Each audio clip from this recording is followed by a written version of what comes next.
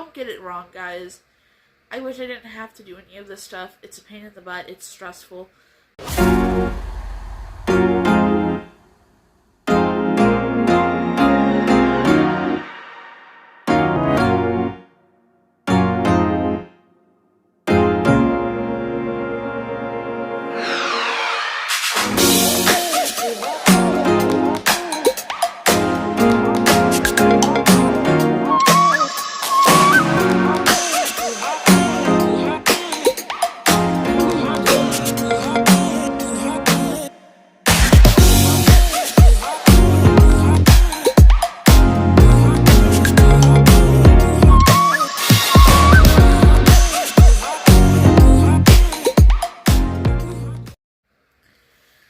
Hello everybody, I'm sorry that this video is late. It's late for a very simple reason. I filmed it at the last possible moment, which was Saturday, and then I went to edit it on Sunday and I realized that it was all over the place. Like, I thought, oh, I'll just cut out it being all over the place, and it was too bad for that. So I guess this is the first time that I've ever had to completely refilm a video from it just not turning out well. So this video is intended to take you guys, basically, as you saw in the title, it's a diabetes update, and it's going to take you from Saturday, when my last diabetes update was, through today.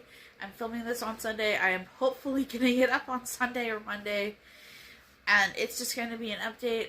I think that updating you guys on diabetes is important because, you know, that's my most viewed content, other than my Illness Fakers series, which I promise there will be a new Illness Faker series. I'm just having a hard time slugging through the slosh that is Illness Fakers right now. It's making me feel, if you saw my imposter syndrome video, that's basically what's going on, is it's making me go through imposter syndrome with all of my issues. So I am going to check my blood sugar and take my insulin while I talk to you guys about what's been going on with my diabetes as of late. So if you saw my video from last week, you know that I went on MDI, multiple daily injections. I went on multiple daily injections because I had severe side effects to metformin. It made me nauseous, dry heaving, vomiting, like very severe side effects. We couldn't figure out what it was for over a year, and then I went off of metformin, and then everything suddenly got a lot better. It's not completely gone. I still have problems where I don't get hungry unless my blood sugar is like dropping very quickly, and I still do deal with some nausea. Forget drinking caffeinated beverages like diet soda. Like, sorry, I can't, because it makes me nauseous. But I'm a lot better than I was, so that's where we're at. We decided to put me on multiple daily injections because of not being able to tolerate metformin. My blood sugar was insanely high. I made multiple trips to the emergency room.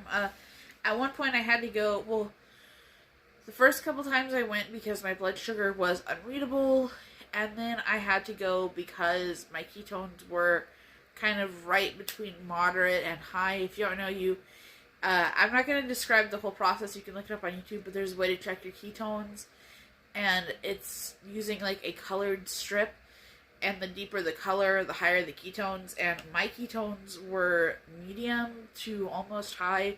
So I called my primary care doctor, we'll talk about that in a minute, and I said, hey, I have medium ketones, my blood sugar is over 400, what do I do? They said go to the emergency room, so I had to get the workup for DKA. And thankfully I did not have DKA, so I just basically had to burn some sick time. But that, obviously, I can't, you know, that's not good to be constantly so high that you could be going into DKA. And I checked my blood sugar, and it is a perfect 194. Well, it's not perfect, but it's perfect compared to where we've been at. It's not quite where it was yesterday, but I also took longer eating my breakfast today, so there's that. So yeah, it wasn't good that I'm constantly having to go to the emergency room to check to see if I'm going into DKA because my sugars are so high, and there's a multitude of other things that can cause when your sugars are over 400 for a long period of time. Actually, it's over 300, and my sugars were definitely constantly over 300. So, okay. So we decided to do something, and that something was at first going to be just increasing my daily insulin. I used to take insulin once a day through, usually it was beta glutarate. I ended up getting Lantus sometimes. So we increased that, and then we basically set a ceiling that if I went over X amount, that I was going to stop increasing. And so we got to that amount. That number was 60. And they called, and my blood sugars were still running really high. And so they said, okay, we're going to do insulin. And they started with a sliding scale, which is where you take a certain amount of insulin based on how high your blood sugar is. And that just didn't seem to work. It didn't seem to budget. I had to take multiple corrections, so basically with insulin, you have your daily, once a day basal shot, you have your boluses at mealtime, which I'm just going to call mealtime insulin, and then you have your correction boluses, which I'm just going to call corrections. And you're supposed to take your dailies every day when you eat, so theoretically you're taking 3 shots a day of daily, and then 3 shots a day of mealtime, and 1 shot a day of daily. However, what happens sometimes is whenever your blood sugar is over 300, you have to take what's called a correction, and the correction is meant to help bring your blood sugar down to where it's supposed to be. And what happened for the first day, I did get up to 500, and it was not good. And so they said, okay, we're going to do 10 daily with meals plus your sliding scale. They said, okay, we're going to call you back on Tuesday when everyone gets back in and it's back from the holiday weekend. And my numbers were doing better, but they still weren't great. So at that point in time, they said, okay, we're going to increase both your mealtime, what you take regardless of your insulin level, and also your mealtime correction. So I was taking 10 plus a 2 to 50 sliding scale, and now I'm taking, at that point I was taking 20 plus a 2 to 50 sliding scale. And that was going okay, but it wasn't lowering my blood sugar fast enough. So they called me back. They said, we will call you back on Thursday to check in. And so they called me back on Thursday, and things were doing much better on Thursday, but they were still really high. And at that point, diabetes education is run by nurses, and the nurses couldn't say, here's your new prescription, because it was too high for them to recommend. So they had to call the doctor, and the doctor said, okay, we're going to keep the sliding scale at, or I guess they didn't say this, on Tuesday, when they increased my sliding scale, they went from 2 per 50 to 3 per 50.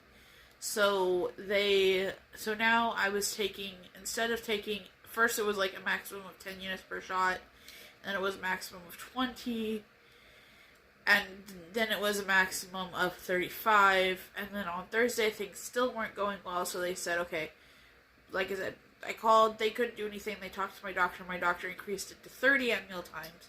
So that means that it was going to be 30 plus a correction, but the correction was, on Tuesday they changed it from 2 to 50 to 3 to 50. So for every 50 points of blood sugar above 150, I'm supposed to take 3 extra units of insulin.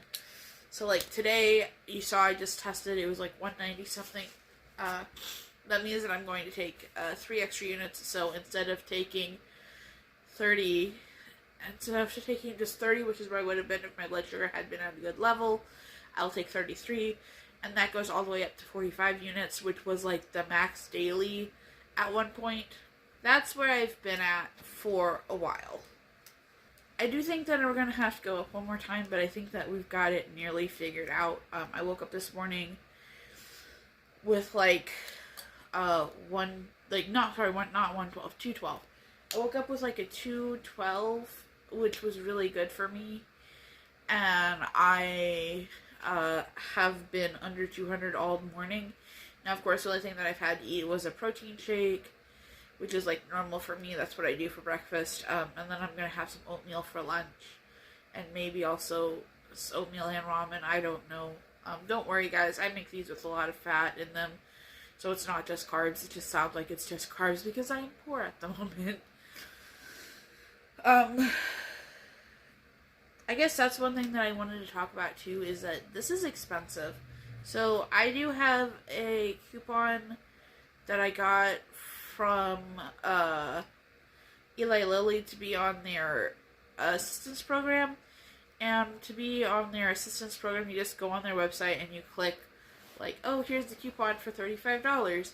And then every prescription that you fill from Eli Lilly, regardless of how much it is, up to I think 10 packs of insulin, is then going to be $35, which is great, except for the fact that I had to fill 2 Eli Lilly prescriptions for Humalog in a week. So that was $70 for Humalog. And then I also ended up having to buy 2 boxes of needles because I went through a box of needles in a week, and I want to make sure that I have a backup box. So that was only $9. Even though I have my sensor and I love it greatly, you're not supposed to rely on your sensor for treatment. At least according to my doctor, they still want me to prick my finger whenever I'm going to take insulin. So I have to prick my fingers before meals, and then I will go in and log my insulin. I will say I do still use this. My doctors have access to it. I log all of my insulin and my food. Now I don't log what I eat, but I log when I eat. And I do log how much insulin I take so that my doctors can see, okay, this is how much insulin she's taking and this is how it's going. So it's going well, but it's hard whenever, now don't get me wrong, I use Walmart brand stuff and it's greatly helpful. So a box of strips is $9 a week. That is, I go through about, now, because I've been having to take corrections, I've been having to test like 6 times a day, which is a big pain. But if I'm only testing 3 times a day, there's 50 in a box, so it would last 2 weeks, except for the fact, like I said, I've been having to take a lot of corrections.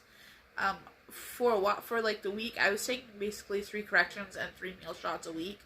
So that got really expensive, so that ran through an entire bottle of strips in just a couple of days.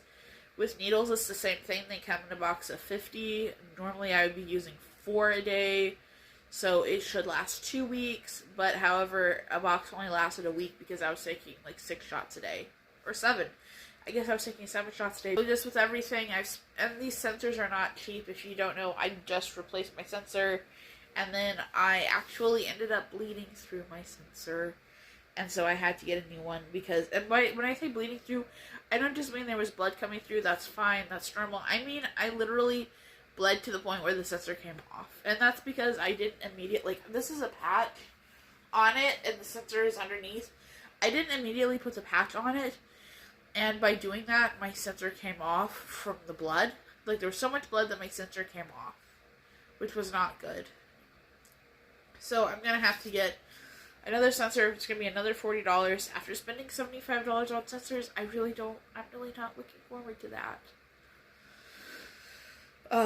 But I will say it's worth it. Like, it's worth it to not end up in the emergency room multiple times a week from potential going into DKA.